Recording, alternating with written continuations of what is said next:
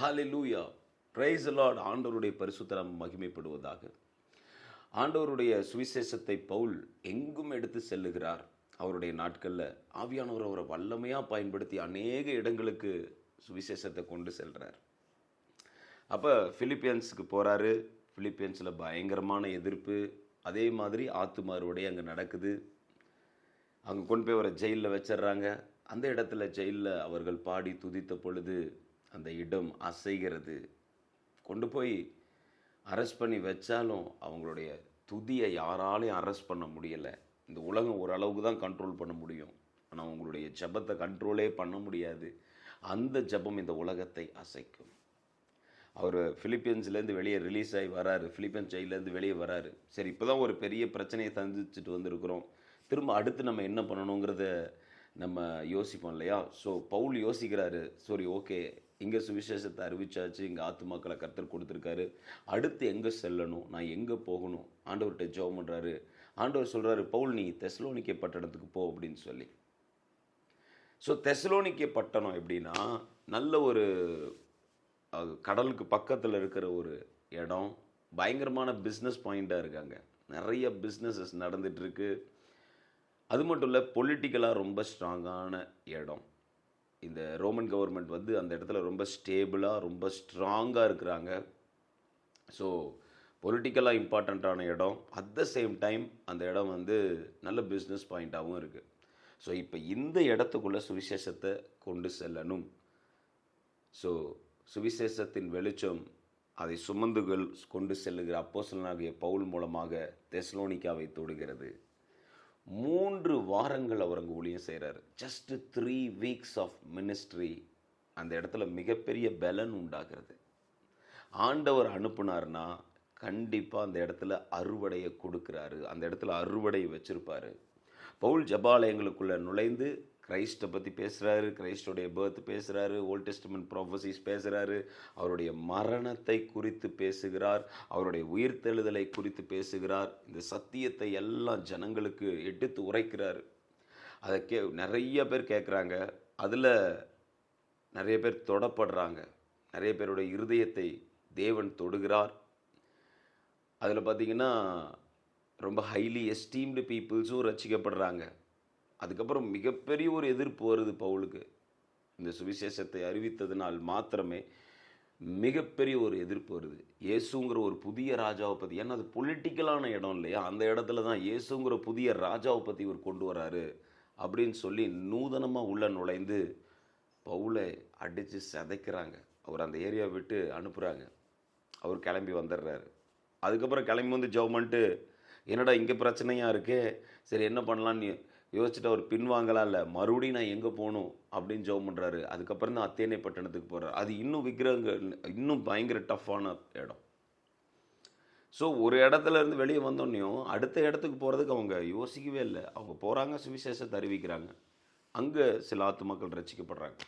இந்த தெசலோனிக்கேஸ் என்னடா 3 வாரம் தான் ஊழியம் செஞ்சோம், எப்படி நிற்பாங்களா அப்படின்னா, அவங்களுக்கு தெசலோனிக்கே பட்டணத்தில் இருக்கிறவங்களுக்கும் ஜேசன்கிற ஒரு பிலீவர் இருக்காராங்க, மற்றும் அநேகர் இருக்கிறாங்க. எல்லாத்துக்கும் பயங்கர ட்ரபிள் கொடுக்குறாங்க. ஏன் நீ இந்த இயேசுவை நம்பிட்டு, உனக்கு அப்படியே அவரை பிடிச்சிட்டு இருக்கு அப்படின்னு சொல்லி பயங்கர ட்ரபிள்ஸ் கொடுக்குறாங்க, ப்ராப்ளம்ஸ் கொடுக்குறாங்க.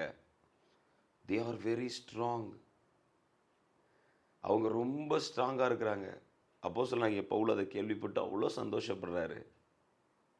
பிரச்சனைகளுக்கு மத்தியிலும் பாடுகளுக்கு மத்தியிலும் அவங்க வலிமையாக எழும்பி நின்றுட்டு இருக்கிறாங்க. பவுலுக்கு ஒரே சந்தோஷம். These are the people which is chosen by God. தேவனால் சூஸ் பண்ணப்பட்ட ஜனங்கள். கர்த்தர் உங்களை சூஸ் பண்ணியிருக்காரு. அதான் சொல்லியிருக்காங்க இல்லையா, உலகம் ஃபுல்லாக ஆதாயப்படுத்தி தன்னுடைய ஆத்மாவை இழந்தால் என்ன பலன்? உலகம் ஃபுல்லாக நான் ஆதாயப்படுத்துகிறேன், வேணுங்கிறது எது எது வேணுமோ எல்லாத்தையும் தேடி தேடி சம்பாரித்து எல்லாத்தையும் கலெக்ஷன் பண்ணுறேன், தேடுறேன், பயங்கரமாக சேவ் பண்ணுறேன், நிறைய பண்ணுறேன். ஆனால் உள்ளே இருக்கிற ஆத்மாவை இழந்துட்டா என்ன யூஸ்? விலையேற பெற்ற ஆத்மாவை நீங்கள் வச்சுருக்கீங்க. அந்த ஆத்மாவை நம்ம பத்திரமா ஆண்டவர் கையில் கொடுக்கும்போது அவர் அதை சேஃபாக நம்மளை பரலோகத்துக்கு கொண்டு போய் சேர்த்துக்குவார். நம்முடைய ஆத்மா ரட்சிப்புங்கிறது ரொம்ப முக்கியமான ஒரு விஷயம். இந்த உலகத்தில் எவ்வளோதான் நமக்கு ஆசீர்வாதம் இருந்தாலும், பேர் புகழ் எது இருந்தாலும், இந்த ஆத்ம ரட்சிப்புங்கிறது ரொம்ப ரொம்ப முக்கியமான ஒரு விஷயம். இந்த ஆத்மா ரட்சிக்கப்படணும். இந்த ஆத்மா பரலோகத்துக்கு போகணும். அதை கொண்டு செல்ல இயேசு மாத்திரமே வல்லவராக இருக்கார். இந்த உலகத்தில் அதை பத்திரமா பாதுகாத்து கரைதிரை இல்லாமல் அதை கொண்டு போய் பிதாவுக்கு முன்னாடி நிறுத்த அவருக்கு மட்டும்தான் தகுதி இருக்கிறது. He is only able to to it. நிறைய இடங்களில் சிலுவையை ஏன் தூக்கிட்டு இருக்கிற, சிலுவையை தூக்கி போடு, எதுக்கு இன்னும் நீ சிலுவையை தூக்கிட்டே இருக்கிற, இன்னும் இந்த கிராஸ் நீ பேர் பண்ணி தான் ஆகணுமா? சேடன் இந்த உலக பேஷன்ஸை காமிச்சு, இந்த உலகத்தில் இருக்கிற ஆசபாசங்களை காமிச்சு, எதுக்கு நீ இன்னும் இந்த சிலுவையை சுமந்துட்டு இருக்க, இறக்கி வையும் அதை. ஆண்டவர் தெளிவாக சொல்கிறாரு, என்னை பின்பற்றுகிறவன் சிலுவையை எடுத்துக்கொண்டு அன்னுதினமும் சிலுவையை எடுத்துக்கொண்டு நடக்கணும். இந்த உலகம் அந்த அளவுக்கு சிலுவையை வச்சுட்டு நீ வா, இல்லை சிலுவையை வச்சுட்டு ஆண்டவரை ஃபாலோ பண்ணு. இன்றைக்கி நிறையா இடத்துல எப்படி இருக்குல்ல, சிலுவையை கீழே வச்சுட்டு நீ ஆண்டவரை ஜாலியாக ஃபாலோ பண்ணு. இல்லை, we have to bear the cross. We have to put away everything which is ungodly and we have to pick up the cross that you have to take the cross and walk behind Jesus Christ. That is very powerful. That is very powerful. அப்போ தான் ஒரு பவர்ஃபுல்லான ஒரு கிறிஸ்டியானிட்டியாக இருக்கும். அந்த இடத்துல தான் தேவனுடைய வல்லமை ரிலீஸ் ஆகும். சின்ன மனுஷனாக இருக்கிற உங்களுக்குள்ள பெரிய ஆண்டவர் உள்ளே வாசம் பண்ணால் அந்த இடத்துல எப்படிப்பட்ட அற்புதங்கள் நடக்கும். பெரிய பெரிய பெரிய பெரிய பெரிய பெரிய காரியங்கள் உங்கள் வாழ்க்கையில் நடக்கிறத நீங்கள் பார்க்க முடியும். பியர் த கிராஸ், பியர் த கிராஸ். இந்த இடத்துல தெசலோனிக்கே பட்டணத்தில் பவுல் பார்க்குறாரு, எப்படி இருக்காங்க அவங்கெல்லாம், வலிமையாக இருக்கிறாங்க, இன்னும் ஃபுல்லாக நம்புகிறாங்க. பிரச்சனைகள் பாடுகள் இருக்கேம்மா. தெசலோனிக்கே சொல்கிறாங்க, ஐயா அதெல்லாம் நீங்கள் ஒன்றும் கவலைப்படாதீங்க, எங்களுக்கு தெரியும், உங்களுடைய பிரசங்கத்தில் ஆண்டவர் எங்களுக்கு தெளிவாக வெளிப்படுத்திட்டார். அவர் தான் இரட்சகர் என்பதையும், அவர் தான் ஆத்ம மீட்பர் என்பதையும், அவர் தான் சகலத்தையும் சிருஷ்டித்தார் என்பதை நாங்கள் நன்கு தெரிந்து கொண்டோம். இந்த பிரச்சனைகள்லாம் நாங்கள் சோர்ந்து போகிற மாதிரி இல்லை, இந்த பிரச்சனைகள்லாம் நாங்கள் மருள்ற மாதிரி இல்லை, இதெல்லாம் எங்களை எதுவுமே செய்ய முடியாதுன்னு சொல்கிறார். பவுல் அதை ரொம்ப சந்தோஷமாக கேட்குறாரு. திமோத்தி அனுப்புகிறாரு, போய் அந்த ஜனங்கள்லாம் எப்படி இருக்காங்க எப்படின்னு எல்லாத்தையும் விசாரிச்சுட்டு வா அப்படின்னு சொல்லி எல்லாத்தையும் விசாரிச்சுட்டு வந்து தான் அவர் கொரிந்து பட்டணத்தில் இருக்கார். 18 மாதங்கள் கொரிந்து பட்டணத்தில் இருந்து ஊழியம் செய்கிறாரு. அங்கே அவருக்கு நல்ல வாசல்கள் திறக்கப்பட்டிருக்கு. ஸோ அந்த இடத்துல தான் திமோத்தி அனுப்பி கேட்குறாரு, எப்படி நீ போய் தெசலோனிக்கேயில் விசாரிச்சுட்டு வா. நான் உள்ளே வரலான்னு பார்த்தா சேட்டன் தடை பண்ணுறான், வேண்டாம் அங்கே போக வேண்டான்னு சொல்லி. அதனால் நீ போயிட்டு வா திமோத்தி அப்படின்னு சொல்லி திமோத்தி அனுப்புகிறாரு. திமோத்தி போயிட்டு ஃபுல்லாக எல்லாத்தையும் கேதர் பண்ணிட்டு சொல்கிறாரு. So they are very strong in faith. பவுலுக்கு ஒரே சந்தோஷம். அதில் தான் உட்காந்து லெட்டர் எழுதுகிறாங்க. அதில் பார்த்தீங்கன்னா ஸ்டார்டிங்லேயே இருக்கும், அப்போஸ்தலனாகிய பவுல், திமோத்தி, சீலாஸ், நாங்கள் 3 பேர் சேர்ந்து உங்களை க்ரீட் பண்ணுறோம் அப்படின்னு சொல்லி ஸ்டார்டிங்லேயே சொல்லியிருப்பாங்க. ஸோ அங்கே திமோத்தி அனுப்பி தான் எல்லாத்தையும் விசாரிக்கிறார் பவுல், எப்படி இருக்காங்க அப்படின்னு சொல்லிட்டு. அவ்வளோ சந்தோஷம். ப்ராப்ளி ஆண்டவராக இயேசு கிறிஸ்து இறந்து 20 வருடங்களுக்கு பிறகு சுவிசேஷம் சென்றடைந்தது தெசலோனிக்கேயர் அதை மனமாற ஏற்றுக்கொள்கிறார்கள். எந்த புயலுக்கு நடுவிலும் வலுவாய் நின்று சாட்சி கொடுக்கிறார்கள். பிரியமானவர்களை, இன்றைக்கும் வாழ்க்கையில் அடிக்கிற புயலை கண்டு பயந்துடாதீங்க. ஆண்டவருக்கு மகிமையான சாட்சி, அந்த புயலுக்கு நடுவில் நில்லுங்க, புயலுக்கு மத்தியில் நில்லுங்க. தேவன் சந்தோஷப்படுவார். அந்த புயல் அவர் அடக்கிடுவார். அந்த புயல் கொஞ்ச நேரத்தில் அப்படியே நின்றுடும். தேவனுடைய நாம மகிமைப்படும் உங்கள் வாழ்க்கையில். ஆமென்.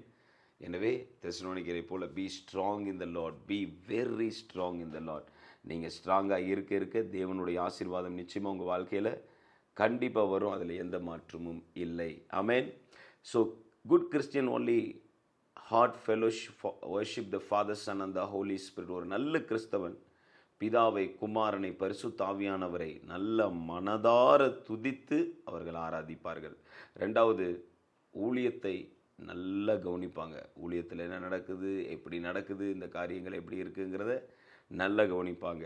அடுத்து, நோ பிளேஸ் ஆஃப் செப்பரேஷன். இந்த பிரிவினை உண்டாக்குகிற காரியங்கள் எல்லாத்தையும் தூக்கி எறிஞ்சு, சபை கட்டி எழுப்பப்பட்டுருச்சு, எல்லாம் வந்ததுக்கப்புறம் உள்ள பிரிவினையை கொண்டு வர சில சக்திகள் செயல்படும், அதையெல்லாம் தூக்கி எறியணும். இந்த பிரிவினைவாதம் சபைக்குள்ளே இருந்துக்கிட்டே பிரிவினையை கொண்டு வர்றது, செப்பரேஷனை கொண்டு வர்றது ஒரு ஸ்பிரிட். நல்லா புரிந்து கொள்ளுங்க. அந்த பிரிவினையை கொண்டு வரதை தூக்கி அந்த பக்கம் இருந்துருங்க. ஒரு மனதோடு ஆண்டவரை மாத்திரம் நோக்கி பார்த்து அவரை உயர்த்தி நம்ம துதிக்கிற பொழுது அவருடைய மகிமையை நம்ம பார்ப்போம். அந்த பிரிவினையெல்லாம் ஓடி போயிடும். தேவன் எல்லாரையும் ஒன்றா இருக்கணும்னு விரும்புகிறாரு, ஒன்னஸாக இருக்கணுங்கிறது தான் விரும்புகிறாரு. he he loved